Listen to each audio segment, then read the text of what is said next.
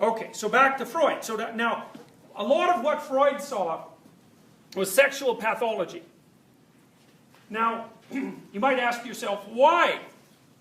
Well, the first thing we could point out is that when Freud was alive, society was very highly divided by gender.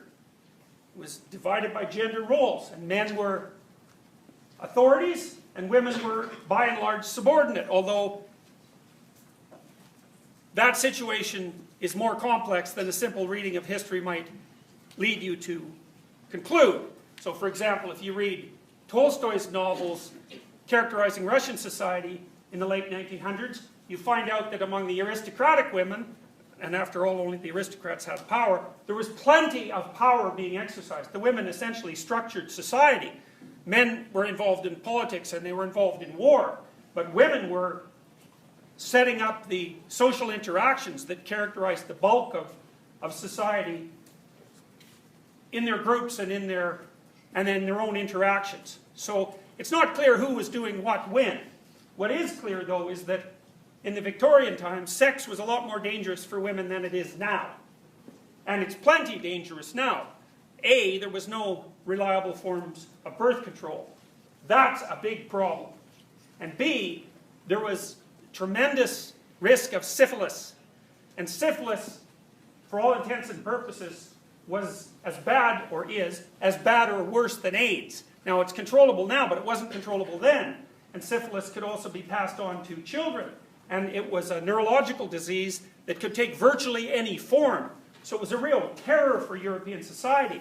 And so the reason that the Victorians were sort of repressive in sexual matters was because the environment demanded it. And we know, and more research has been done on this recently, it's fascinating research. We know that as the rate of contagious pathogen in the environment increases, the degree to which a society becomes authoritarian increases, and very rapidly. In fact, there's recent data showing that, there was a paper published just a few months ago showing that the correlation between infectious disease prevalence in a given geographical locale and authoritarian political views held by the individuals in that locale approaches 0.7, which is absolutely phenomenal. It's such a high correlation that it almost eats up all of the relationship.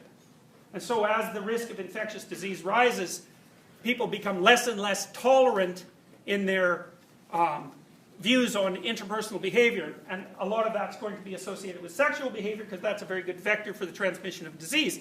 We should remember that, you know, if we hadn't been so technologically advanced in the 1980s, well, first of all, AIDS wouldn't have spread because it spread because of air travel. But apart from that, you know, AIDS could have taken us all out. It was just luck of the draw and technological power that enabled us to keep it under control. And, you know, there's no reason to assume that another sexually transmissible plague like AIDS won't come along. So, as promiscuity increases, the rate at which sexually transmissible diseases are transmitted rises exponentially. Right, and in a connected world, that's bad news. So my point is, the Freudians, the Victorians had their reasons to be relatively repressive from a sexual perspective. There was another problem too, which for women in particular, which was that apart from the danger of pregnancy and the danger of sexually transmitted disease, there was also the danger of the destruction of their social reputation.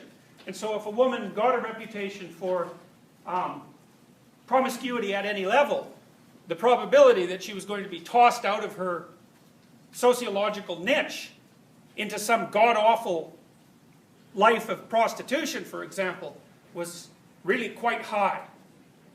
So that sets up the sociological, what would you call it, the sociological surround. You don't repress something unless engaging in it has high cost. And certainly for the Victorians, sexual behavior was a high-cost enterprise, especially for the women.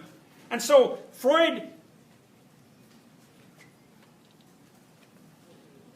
given Freud's emphasis on biological motivation, and given his belief that sexual drive was one of the fundamental biological motivations, you can see that the stage is set for, in some sense, for a developmental conflict.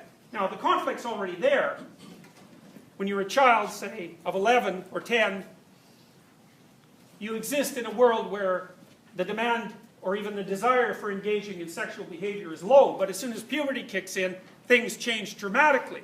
Then the child is faced with the problem of integrating the new demand that's placed on them by the maturation of their body into their personality and into the social surround. And that's no simple matter when there's genuine conflicts between its expression and other important considerations, like social propriety and health, for example, or maybe medium to long-term relationship stability, or maybe the provision of a safe place to raise children, etc. So that's the situation that the Freudian or the Victorians found themselves in.